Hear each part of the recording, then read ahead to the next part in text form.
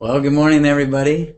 We are here again for our third video conference, and we're kind of excited because we had some technical difficulties and we were almost not able to do this live, but we are now. So here we are. Today we have Shaun Shirley. She is our worship pastor for children's ministry up here, and you're going to get to hear from her. Yay! Some really good stuff. Couple announcements we have real fast. Just a reminder, the DVDs are out. They're also available as MP3s, CDs, or video downloads. So you can get those. It's our whole School of Transformation with all the children's ministry team here. Everybody who works with children is on there, except Shaun, because you have to come to the school if you want to hear Shaun. Right? Yep. That's right. Yep. So those are available. Those are on ibethel.org. And we also have our contest that we started last month, and we are going to extend it. We had a few people send in their dreams for what they want their children to look like. The contest is called 20 Years From Now. What do you want your kids to look like 20 years from now? What kind of lives do you want them to have?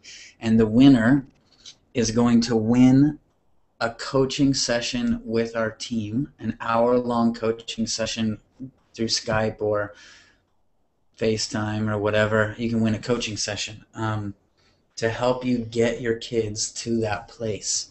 So that's there. It's 200 words or less. You can send it in to children@ibethel.org, and we're going to go through those. We're going to extend it 1 month. So next month we'll announce the winner, and we'll set up a time to coach.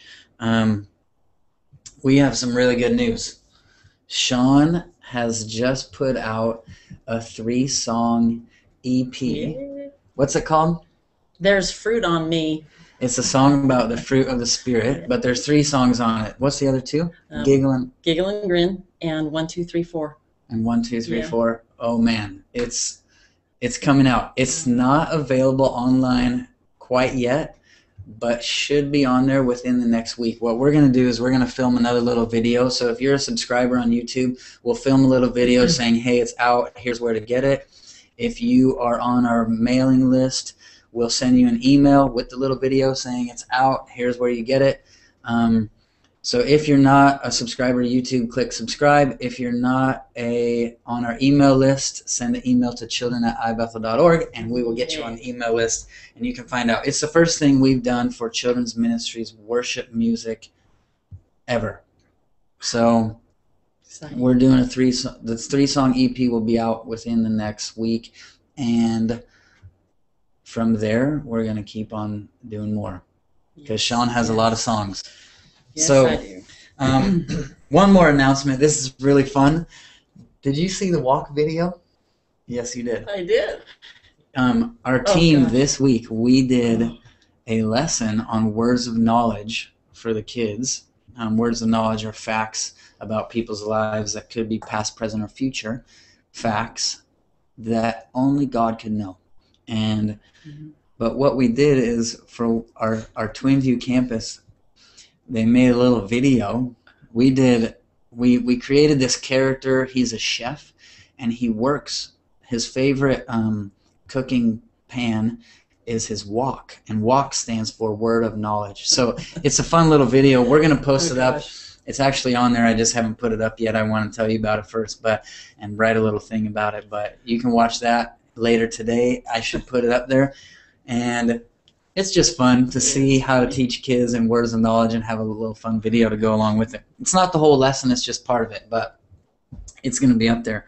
So we have Shaun Shirley today.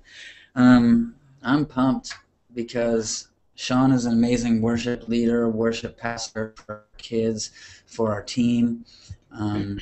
Just what she brings to our team is awesome, and what she does up here with the kids. We're going to tell you some fun stories in a minute. I just want to tell you, just introduce Shaun real fast.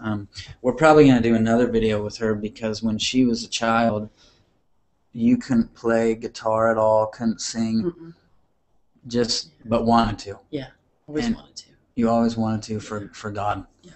And that was her heart. And she prayed and prayed and practiced and practiced. Yeah. And one day a miracle happened, and she was supernaturally given guitar and singing And writing. And writing songs. And we're experiencing the blessing of her gift from God. So no lessons or anything, just God gave it to her. And so we're going to do another video probably with her testimony and just her praying for something like that. But Shaun's really awesome because she just takes the lessons that we do or whatever things we're teaching up here. She just has this, I don't know, knack for putting it in a song and turning it into this amazing worship song. Like we did a whole bit on the fruit of the Spirit, and Shaun wrote a whole song on the fruit of the Spirit, and these kids, they not only know what the fruit of the Spirit is, they know how it looks like when it's in their lives and operating, and it's pretty all from the song, and it's really fun. But Shaun, it's good to have you here on the video conference. It's great to be here. I'm very excited. Feel blessed. Yeah. Thank you. Welcome. I forgot to tell you, if you have any questions, you can send them in, and we will try to answer them in a little bit. Not quite yet. Shaun, first thing I want to do, I want to tell a couple stories about what's been happening. We have stuff happen all the time. I mean, a lot of stuff that we've told all over the world is stuff that's happened in the past, but we've been having some amazing things happen in the last 2 to 3 weeks that I wanted to tell you about, and then we're going to tell you how it happens. So this Sunday morning, we had a little boy burst into the room. I mean, this guy, first let me tell you why he's bursting in the room. He'd been having seizures every day. His mom said at one point he was having 10 seizures a day and 7 seizures every single night. And so they don't even live here in Redding, but they came here for a month. Sunday was their last day, and they'd been here for a month. And this little boy, his seizures had been going down. They started at 10 a day, 7 at night. They were down to 3 every day and 1 every single night. So he's having 3 a day, 1 at night. And he, on Wednesday, not this last Sunday, but this last Sunday is when he burst into the room. The Wednesday before that, we were in worship. Yeah. We're just singing. And I felt like the word I saw learning disabilities, and I saw the dis fall off, and it became learning abilities. So we were bringing the kids forward to knock the dis off and have learning ability, and God to just break off the disability from their lives from learning. And so we had a couple kids come up who were like, I have learning disabilities. Well, this little boy is sitting over to the side, and he just pipes up, and he's like, I have seizures, pray for me, pray for me. And he runs over to the middle, and so we're praying for the kids with learning disabilities. So I just stood there behind him. Shaun's playing worship Shaun's just playing on the stage. It's towards transition time of worship, and I'm just standing there with my hands on him while the other team and the team and the kids are praying for the kids with learning disabilities. And I have this picture of Jesus was like 1,000 feet tall, and the seizures were like a small little ant. And so I'm got my hand on his shoulders. I have this picture. So we finished praying for the kids who had learning disabilities, and the kids all turned to pray for him. And I just told him what I saw. I saw Jesus like 1,000 feet tall, and seizures were like an ant. So the way that we prayed was from that perspective. We prayed super, the only word I have kind of is nonchalant. Like we prayed, we kind of had everybody go like this and just be like, seizures, leave them alone. It wasn't a big deal. It wasn't a big prayer. It wasn't anything. No. Well, Sunday morning, that was Wednesday night. Sunday morning, he bursts. I mean, he comes running in the room. I think it's 15 minutes before he's supposed to come into the room. He just bypasses all the check-in system, bypasses all the little barriers we have for when it's not time for people to enter the room. You just can't come in our room. Well, he came in the room anyway. He bursts in, and he's almost yelling. He's like, I haven't had a seizure since Wednesday night, since we prayed. I haven't had any seizures. He's like, this is my last Sunday. I'm leaving today. We're going home. And he's just beside himself, ecstatic, because he hasn't had any seizures. His mom comes up, says, we're leaving today. Thank you so much. We said, it's our pleasure. All our pleasure to have stuff like that happen. And we have the privilege of worshiping Jesus and coming into his presence and just watching him do some pretty amazing things like that. And so we're pretty pumped because we feel like some stuff has been happening in worship lately here at Bethel that is just fun. Wow. Good, clean fun. Yeah. So, Shaun, tell us another. This one is from like 3 weeks ago, huh? Wow. Yeah. We were in worship, and normal worship service was going on, and afterwards we like to give the kids a voice, and so afterwards we ask them, what's God doing? What did God show you in worship?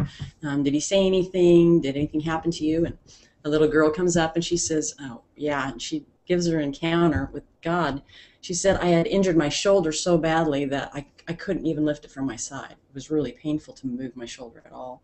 And something had ripped. Yeah, she had ripped something in her shoulder there. And we have some fun songs up here that we do, and a lot of them have motions to them. And one of the songs we do, we are going to dip our head in a barrel of his unending joy, and we're going to drink deep from the presence of the Lord. And so you have to like dip your head. That's the motions. Yeah, that's the motions. Dip your head, And so she's having this conversation with God during worship, and she's like, God, I really want to do the motions, but my shoulder hurts so bad I can't. And he's like, but I really want you to. And she's like, having this conversation, I don't want to. It hurts so bad. And he goes, I just want you to. Yeah, he's telling her, dip your head in the barrel. Dip your head. And she's arguing with God for a few minutes. Yeah, she's just going on, just having this conversation with him during worship, and she finally says, okay, I'll do it. And she goes to dip her head in the barrel, and all the pain goes away from her shoulder. She's able to move it, completely healed. She comes up just so ecstatic. So ecstatic. And the funny thing is, this is the amazing thing. We were teaching that morning on being under God's authority. The lesson was called Authority to Heal the Sick. Yeah. So when we're under God's authority, when he tells us what to do, we just obey him. It's as simple as that. So she comes up before anything's ever taught about the lesson at all, and she basically shares the whole lesson that we had planned. I just obeyed what God told me to do. After I argued for a little bit, I obeyed. Yeah. And we just went, wow, this is happening in and the kids that got healed during that service was amazing. There were so many of them. We didn't have time to take all their testimonies. And we're teaching it on healing, and basically what happened that day was the reaper overtook the sower. It was absolutely done before we even started. So it just got reiterated again when we did the message, but it just was lived out right there during worship before anything ever started. Yeah. And it's just amazing. They learned the lesson before we taught it. Yeah. And the kids are teaching it basically. Yeah, the kids were teaching it with their testimonies and just the stories of what happened. So powerful. And the cool thing is the next Sunday, two Sundays ago, the next Sunday, the mom comes up with her and she says, right after church, before church, she couldn't even lift her shoulder at all. She could not lift her arm. After church, she went home and was doing pull-ups. And so we said, well, you're going to lead motions this week. So she's on the stage with Shaun, with me and Shaun. Shaun's playing, and this girl is leading all the other children in motions because her shoulder is just fully healed. It's so powerful. Man, she was just even that day we were praying for people all over that were sick and needed healing, and she just released her testimony for anybody with shoulder problems. It was just like, man, just doing it. And it was fun because we get bird's eye views of things that, from the beginning of the story to the end. Well, that day when we were doing checkout, I watched her face as her dad came to pick her up. And she about ran to him. Her face was glowing. She was so excited to tell her dad, Jesus healed me at my shoulders today. And just the look on her face was so precious to see that. They're having encounters with God. Yeah. They're really encountering the living God for themselves during worship and during services up here. It's so amazing, so wonderful. Yeah. So powerful. I know as a children's pastor, worship can either be one of the most amazing things. Worship with children can be one of the most amazing things ever. Like, this is some of the most amazing stuff. We watch these kids on their faces worshiping. We watch these miracles happen, and we're just completely blown away. We're like, oh man, this is awesome. And then I also know it can be really hard sometimes. Like, worship because it's been hard for us. Worship can be hard. Worship can be awesome. We've prayed. We've thought. We've talked. We've discussed. We've just tried to work this thing out, because we're like, here at Bethel, like, our heart, before we raise up children who do miracles or prophesy or are revivalists, the one thing we care about is that they're worshipers. We want our kids to be worshipers of Jesus. The Father said Jesus said the Father is seeking worshipers who worship in spirit and truth. And we know here at Bethel that everything that's ever happened here all comes from a place of intimacy with God and worship, just in worship of Jesus and being in his presence, and all this amazing stuff happens. So we know this can be a really hard place for people, but it's such an important place, because that's where everything else comes from, all of it. Yeah. And so we want to do this video conference because we feel like we have some amazing things happening. We have some keys. Yeah. And we wanted to share them because we're like, what the atmosphere that happens up here with the girl's shoulder and the boy with the seizures and other stories. I mean, we have so many stories. We were talking yesterday, like, we could probably do a 4-hour video conference on this because of so many stories. But I wanted Shaun to share a little bit and us to share a little bit, like, how we practically create this atmosphere. What are the things that we do? What are the things that, how does this happen? How do we create this? So, Shaun, tell us a little bit, just what we do. Okay. Well, I think one of the main things here is that we have an experience with God, and that we want everyone to have an experience with God. Everyone deserves to experience God personally, and we really value being in God's presence, and it's the most important thing. Being in his presence, spending time with him in the quiet place. And what we've learned to do here that works really well for us is we're also very much about team. And before the day ever starts, before a child ever comes in the room, before we get prepared for check-in or anything, we take 15 minutes as a team and we turn the lights off and we get in a position and we worship together as a team. We set the atmosphere of the room with his presence, and each of us just in agreement and just being with him alone. And we set the room for what happens throughout the rest of the day. And I think it's the most important thing that we do. It's a requirement for us. It's a requirement for people who volunteer in children's ministry and even staff. Like, before we get here early, we set up what we need to set up, and then we stop everything and we go out there and we worship Jesus together as a team. Yeah.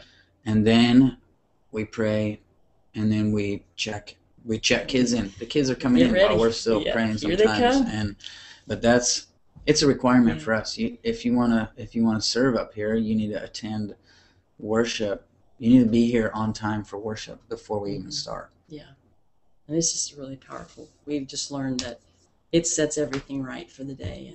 And even for the multiple campuses, we have 2 different campuses, and we have different classes. So we have the 5th and 6th grade class. We have the Twin View campus, but everyone is in here so that whatever we enter, whatever realm we enter at 7:30 a.m. on Sunday morning, the anointing that's there it can just happen wherever. So it's like this.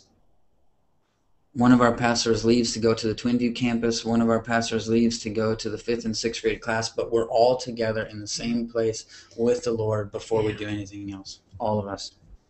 It's a sweet, sweet time. I look forward to it. It's so precious for us. So when the kids are in the room, all right, so the kids come in. We have small group time. They do all this stuff, but then we bring them up to worship. Shaun, tell us a little bit about just your heart and how kind of we've set things up for the room while the kids are in worship. Not the team, but the children are in worship. How does that go?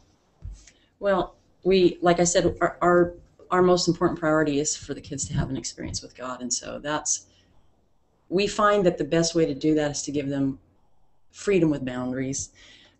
We want them to have a choice. We don't make them do anything. We don't make them worship. We give them choices. They have choices if they want to. If they don't want to, they can go to their mat. They can soak maybe, or just spend some quiet time alone. They can dance in the back. They can be up front, and they know that already. We give them the freedom because we feel like if you're going to worship, we want to worship with a free heart. We want to do it with, because we want to, not because we're forced to do anything. One of the things we say is if we make children worship Jesus, it's not worshiping Jesus. Yeah. It's not worship. Yeah. So we give them freedom to be able to move around the room and do things. And one way we're able to do that is our whole team, we've told our whole team, everyone that's involved in the ministry, we're all the worship team. There might be musicians up on the stage playing, and I might be singing on up there, but the whole team is part of the worship team, and they're participating, and they're entering in, but they're also keeping an eye on the room and helping with what's going on with the kids. Yeah. And so whatever we're doing motion wise on the stage, the other team members sometimes we have 110, 120 kids out there, so the people in the crowd, they're just as much the worship team as we are. They're doing the motions, they're worshiping too. We also have, because if you don't have boundaries when you give freedom, you're going to have nothing but chaos. So, and believe us, we've had some chaos. We've had kids like kicking each other and pushing each other and everything else, choking each other. We've had some pretty interesting stuff, but that's where the boundaries comes in. So everyone that's on our team, we always have at least a couple people in the room who've been trained quite a bit in loving our kids on purpose. So they're really good at giving kids choices. They're really good at setting healthy boundaries, but keeping kids powerful at the same time and letting the children make the choice and having the children feel loved at the same time. So while most of the team is doing motions and worshiping Jesus, there's a couple people in the room who are assigned to, we call it LOP the room, love on purpose, the room. So they're kind of in charge of discipline. So nobody else has to, so we don't have to worry about anything going on out here. We have people who are managing that and doing that kind of stuff. So if we have kids that are punching each other or whatever, they handle it, they talk to them, they give them choices. Loving Our Kids on Purpose is from Danny Silk. If you're watching this, you probably know who he is. It's a book available on Bethel. It's also a whole teaching series, like many hours teaching series. But our whole team actually is required to attend that training every 6 months. So I go every 6 months, Shaun goes every 6 months. Anyone who works with us, we have over 100 people involved in children's ministry here. Everyone goes to Loving on Purpose every 6 months so that we're ready to manage that kind of thing. We're ready to set good boundaries when there's a lot of freedom in the room. Yeah. And it's pretty amazing. Mm-hmm. Giving the kids choices. Hey, do you think this is safe for the room or not safe? Hey, do you think this is fun for me or not fun? Hey, how are you going to make it safe? How are you going to make it fun? Little things like that we don't stop kids from doing what they're, well, if we have to, we stop them. But we just ask them good questions and have them make choices. And, hey, are you guys going to be able to listen while you're together, or do you need to be separate in order to listen? Mm-hmm. And they think about it and they answer it and they make choices. It's pretty sweet. Yeah. Yeah. And we find that in the freedom that we give them, worship looks real different with kids. And they really interact with God in ways sometimes you can't really, measure what God's doing in the room by what you see with your eyes. But like I said, we give them a voice at the end and ask them a lot of times what's happening in the room, what God's doing. And tell them about that one girl this Sunday with the book. Oh my goodness. It was our third service of the day, and we were having worship time. And afterwards, it's a smaller group, and it's just really sweet. In there's just times it's so sweet. And one of the little girls came up, and she had said during worship, she had a book in her hand, and the Lord, I don't know if she just had a book in her hand, and on the cover, the book was titled The Past. This girl's 7. Yeah, this girl's 7. She has a book in her hand called The Past, and it began God began to pour rain down and water down on this book, and it started flittering through the pages. And pretty soon it got so drenched that the book just washed away. She said the book just went away. And she goes, and then after a little bit, she looked down, she had a book in her hand again, and the title of the book was The Truth. And it was so powerful that this 7-year-old girl is having this encounter with God about what God does with the past, how he just touches it and just soaks it, saturates it with his rain, and it just washes away, and the truth comes. And God says that the truth sets you free. And it's like, wow, all the past is just washed away, and his goodness is there for everything. And it's so powerful, such a powerful. I learned so much up here. Yeah. It is amazing. We're learning from the kids too. Yes, they come up and do stuff like that. This same girl came up one time after worship. She said, I had a vision that I was in a cave, and I think Jesus comes to her in the cave and hands her a watch. And he puts the watch on, and she looks at it, and the watch says hope. And Jesus says, it's time to hope. It's time for hope. She's 7. This girl's 7 years old. We're like, man, what? This is awesome. We get wrecked up here with them. They teach us so much. What I've been saying lately, I said this in the last video conference, but I've been saying lately,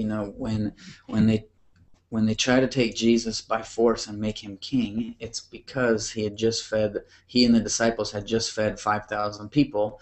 And the reason they fed the 5,000 people was because the disciples went and found out that a child had brought 5 loaves and 2 fish. And I've been saying, if we want our nations to make Jesus king, we probably would be smart to find out what the children are carrying, what the children brought, what God gave the children. The other thing that's interesting is they got the bread and the fish from the child, gave it to Jesus, and the person Jesus said thanks to was God. And Jesus treated what the child gave him as if God had given it to him himself.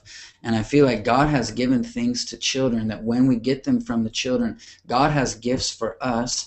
God has gifts for all kinds of people that he put inside the children, and we'll miss out on what God is trying to give us and what God is trying to give them if we don't find out what God gave the kids.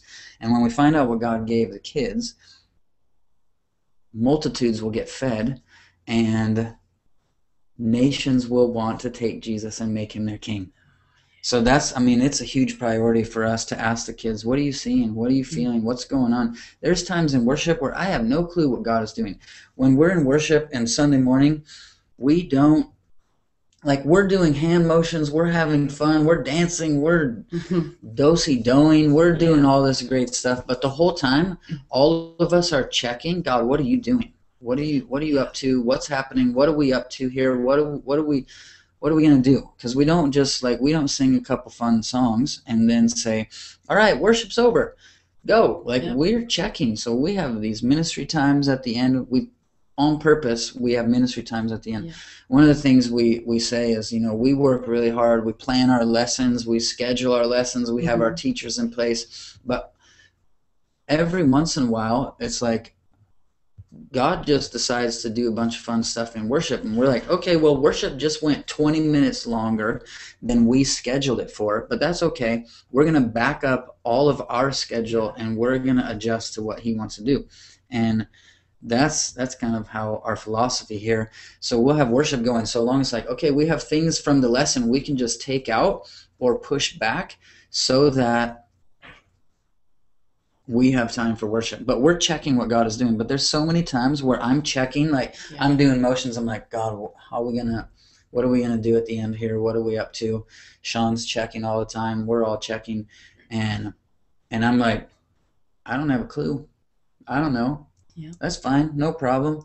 I just ask the kids, hey, what do you guys feel like God is doing in the room? Yeah. I mean, we had another boy. This boy, oh my goodness, he is, he's on the autism spectrum, and he comes up this one day and he says, God just he said, God just gave me a gift. And it was the gift of forgiveness. And he just gave me forgiveness so I could forgive all the people who've hurt me. And I'm like, really? And the crazy thing is, he didn't know this. We were going to teach in 10 minutes about forgiveness. And again, he gets the lesson in worship before we even teach it. He learns it before we teach it. God gives him the lesson. God gives him the gift, the grace to forgive everyone who's hurt him. And then we go and teach it. It's like, oh man. But we just check with the kids. If I don't know what God is doing, check with the kids, see what they feel like he's doing. See what they're seeing. We have kids that are seeing angels all the time, and they're telling us, here's why the angel's here. And we just go with them. We just go with that. Yeah. And they just they help conduct the service. Yeah.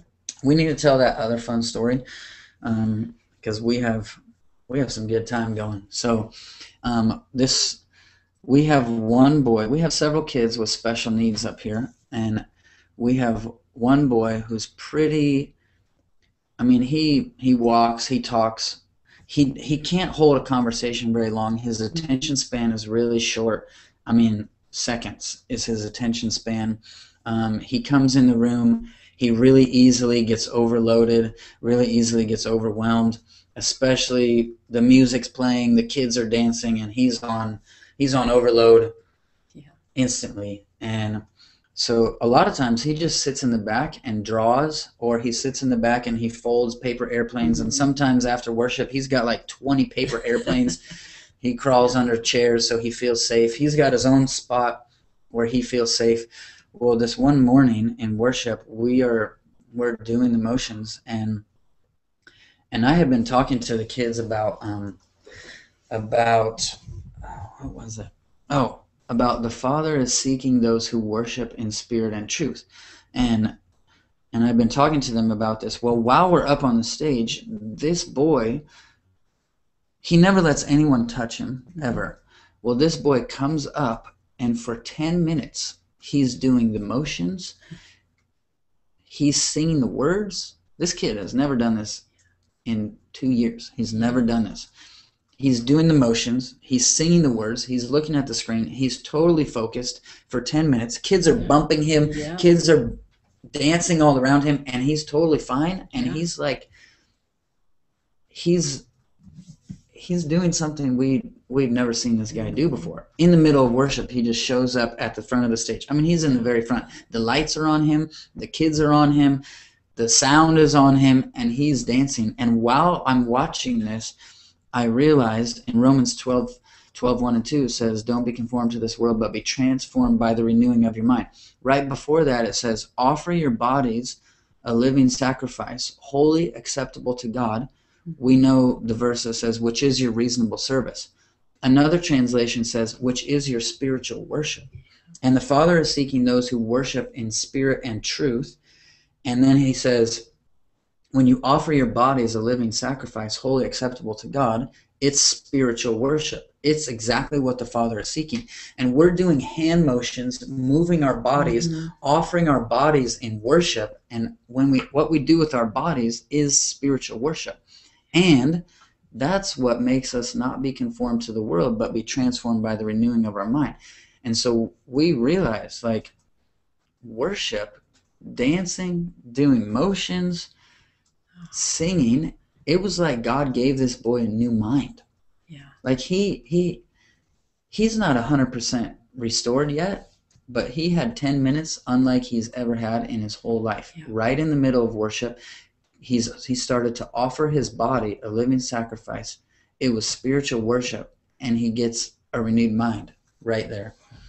I think worship is the key to seeing mental disorders and stuff like that. Special needs kids get totally healed, just the atmosphere of worship. Yeah. And so we're going after that. We're pushing into that.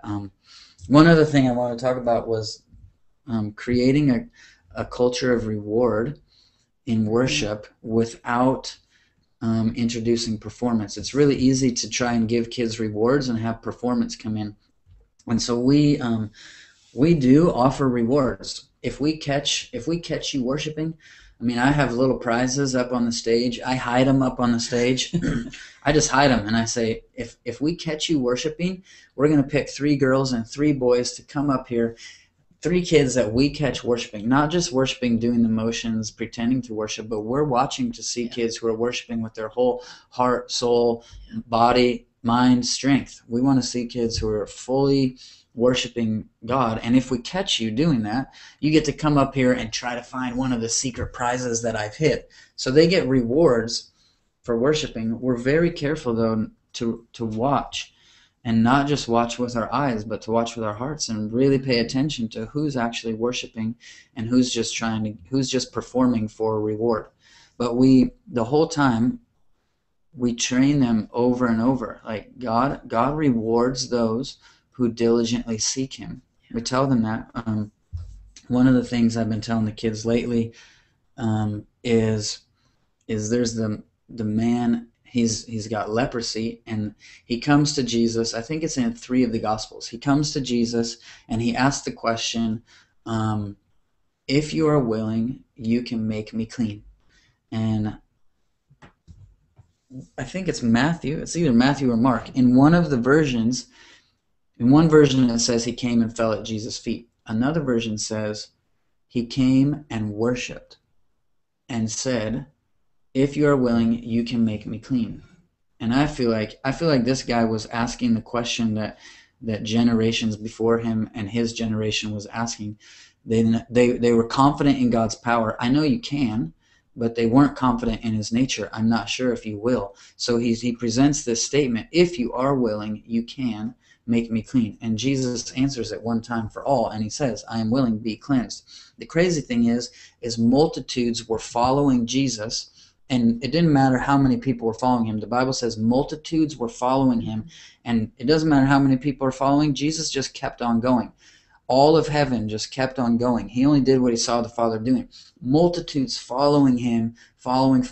He keeps on going until one person worships. One person who worships stops Him dead in His tracks, and multitudes stops them right in their tracks. And all the attention goes on this person, and the question that everyone had been asking gets answered, and the person with leprosy gets completely healed. But it's the power of what happens when I told the kids, I said, look, are you going to follow Jesus, or are you going to interrupt Him with your worship? And they say, we're going to interrupt Him. And we tell them, this man came with leprosy, probably fingers falling off, nasty skin. But he interrupts Jesus with his worship, and he leaves completely restored. God rewarded him for seeking Him. God rewarded him in worship.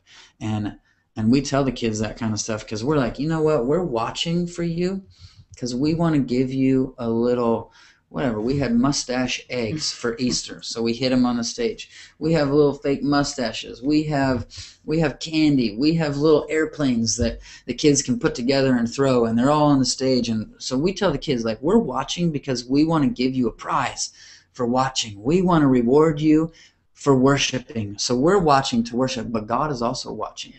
And He's looking for a heart that's fully His, and He's looking for a heart that he can reward. And I say, you know what? You might win a prize up here for worshiping, but not all of you can. But all of you can get a prize from heaven because God is watching, and He's trying to catch you worshiping because He has encounters for you. And that's where these kind of encounters, the kids getting healed, the seizures stopping, the kids having these crazy visions, this stuff all comes because they're saying, I not only want to worship in kids' church so I can get a reward, I want to worship in kids' church so He can give me a reward for seeking Him. It's a beautiful thing. So powerful. Yeah. So powerful. Shauna, anything else you want to say before we pray? I just feel like, we can learn so much from them. We need to enter into His presence and be there so He can tell us who we are and what's going on, and so we can partner with Him in everything. And I just encourage everybody, just spend time in His presence, worship Him, love Him, let Him speak to your heart. Yeah. Worship Him with your whole body. Yeah. Dunk your head in the barrel. Dunk your head in the barrel and drink from his amazing love and presence and joy. We love joy. We believe God's in a good mood. We believe he is. We just love joy. It's a very important to laugh. We're happy, happy, happy here. Yes, we are. And we just love his presence. This is great. I'm so excited what the kids are doing. You know, God's literally telling the kids who they are during worship. It's amazing if you give them a voice, if you ask them what God's doing, what God's saying to them, what God's doing in that time. What are you guys seeing? What are you feeling? What's happening in the room? Yeah, he's telling them who they are and who they're going to be and what they're going to do. And they get to interact with him. If you're watching and you have any questions, send them in. We're about to pray, but if you have any questions you want answered, we're going to take a couple minutes here in just a minute. If you have any cool testimonies you want to share, send them in right now. Just comment at the bottom of the YouTube channel right here. We'll see what we can do. Shaun, would you pray? I mean, our heart is that the stuff that happens here starts happening all over. We want children's churches all over the world to have miracles just breaking out, seizures stopping, kids with learning disabilities, kids with mental disorders, kids with special needs, kids with Down syndrome, all that stuff. We want these kids totally restored. We want it to happen in worship. We want your worship to be so powerful. We want God to come so powerfully to inhabit the praise of his children, inhabit the praise of his people. We want his children to praise him so that the voice of the accuser gets silenced, so that foe and the avenger get silenced from Psalm 82. We want our worship here to go to a whole new level, but we want your worship at your kids' church, your ministry to go, your family to go to a whole new level as well. So Shaun, why don't you just pray and release what you carry over these guys that are watching and who will watch. All right. Come on. Father, I thank you so much that we get to be entrusted with children and this generation of kids, and so important and such an honor and such a privilege. And I thank you, Father, that even in the Word you say that through the mouths of infants and babes you've ordained praise to silence the voice of the enemy. Yeah. And then kids carry so much, Lord. They're so powerful. Wow. Oh, Lord. Whoa. I just thank you that you pour yourself out so much during worship and through kids. And I pray that you would give us all the eyes to see, that the eyes of our heart would be enlightened to see what you're doing in worship with the kids. Yeah. In life with the kids. Yeah. Lord, how much we can learn. But I pray, Father, that you would just pour yourself out. Give everyone ideas of what you're doing, to connect with you and ask what you're doing and to obey that and just to go with it. Yeah. Lord, I thank you that your word says, don't deny the kids. Don't deny them. Let them come. Let them come. And you know, we're supposed to become like a child so that we can enter into the kingdom of heaven. It's awesome. Lord, when we get your perspective as a child, we come humbly before you and worship with everything we are. And I pray for every church, and I pray for every place that they're ministering to children, and that, Lord, you would just pour yourself out in a greater measure than ever before. Yeah. That worship would go to different heights and different realms, that you would just, your presence would permeate the environments of their churches so heavily with the kids that they would fall in love with you over and over again. Wow. And that you would write upon their hearts their future and their destinies, and give them a love to be in your presence more than anything. Yeah. Give them encounters, God. Yeah. Because if they meet you, they'll be forever changed. Yeah.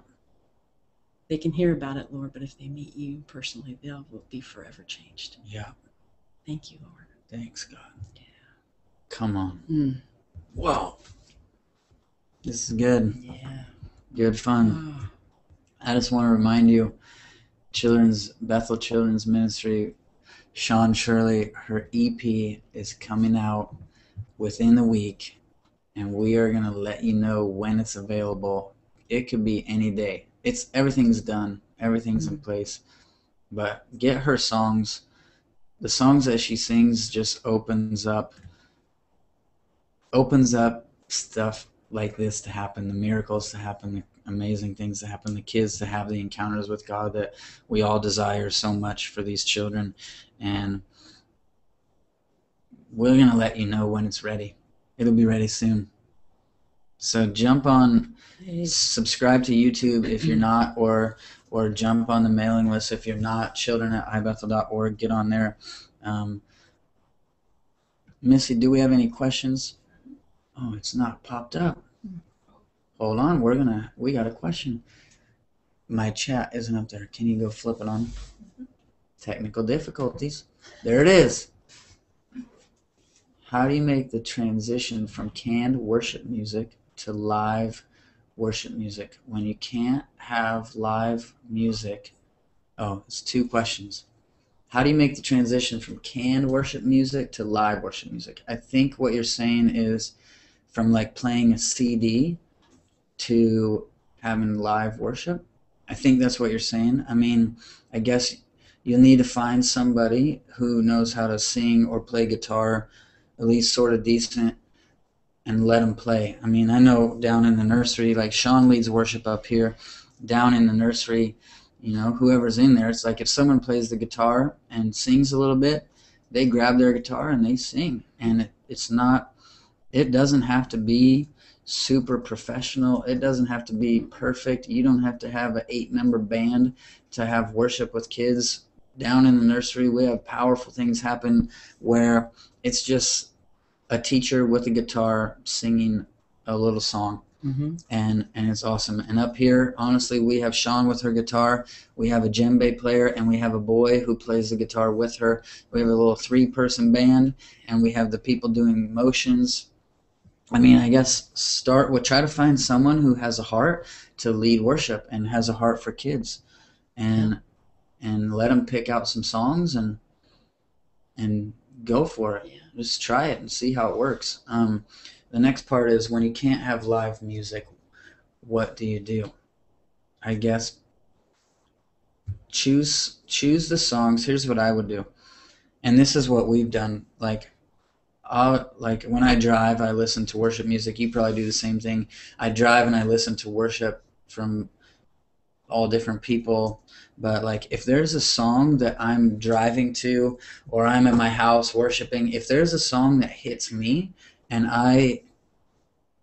it's just the song that touches my heart. It's the song that brings me into an encounter with God. The songs that touch me are the songs I say, Shaun, we need to turn that song into a kid's song, or Shaun, we need to bring this song in. Or if I didn't have live worship, I would say, that song is now on my worship list. And so in my personal time of worship, in my personal time with God, whatever songs touch me will be the songs that we play for the kids. So I'd put that CD on, and that'd be the song I play, or one of the songs that I play. If you do 3 or 4 songs, that would definitely be one of them. But I'd only put songs on my worship list that are touching me.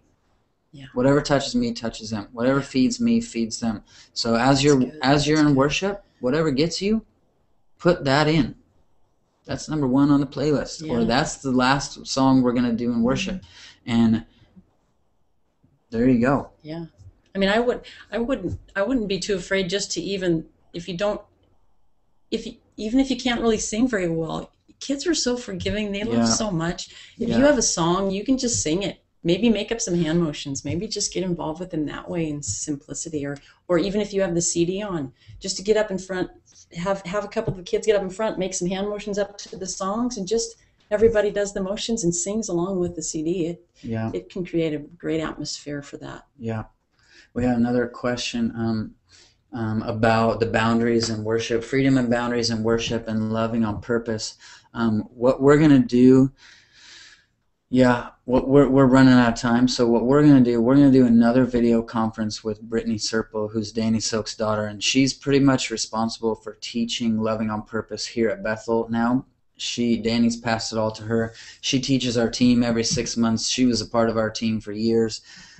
She works for Loving on Purpose now, and she comes in. We're going to bring her in just like we have Shaun here. We're going to sit Brittany down, and we're going to have her talk about worship, talk about choices, talk about classroom management, talk about lesson time management, discipline, how to empower kids, how to give them choices, how to give them boundaries, freedom without control, but with boundaries, and how to keep her love on all at the same time. She's going to come and do a whole session just on that. It's kind of too much for me to try to tell you everything right now. But be ready for that one. Of course, check out the book, Loving Our Kids on Purpose. Check out the resources, Loving on Purpose. Check out Danny's new book called Keep Your Love On. That's the kind of stuff that's going to help, and it'll give you ideas of how to implement it practically in worship, in children's church, in lesson time, stuff like that, just in your interactions with people, period. But that'll give you some ideas, but then we'll bring Brittany in to have her teach specifically towards children's ministry using Loving on Purpose. Anything else? Okay. Couple fast announcements. The DVDs are out again. Check those out. We have our camp starting Monday. It's way too late to get in. It's totally booked. We have our camp. We've seen the most amazing things at camp that just wreck us over and over again. And so we start at Monday. So the next video conference, we will probably have a couple stories from camp. And I plan to film a couple of the people who've been at camp the last 2 years, a couple of the kids. I'm going to film some of their stories, so we're going to put those up online as well. You'll be able to watch those, some pretty powerful encounters of kids at camp.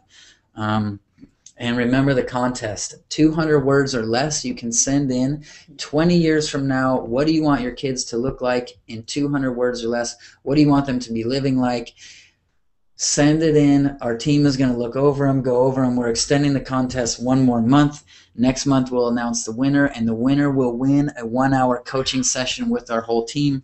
And we're going to help you get those kids to the place where you're dreaming them to be. So be watching. The next video conference, we will send out an email and get you the date and everything like that. It's coming up in about a month. We'll have it up. It's going to be on a Thursday as well. Same time, same channel, same place. Yeah? Yeah.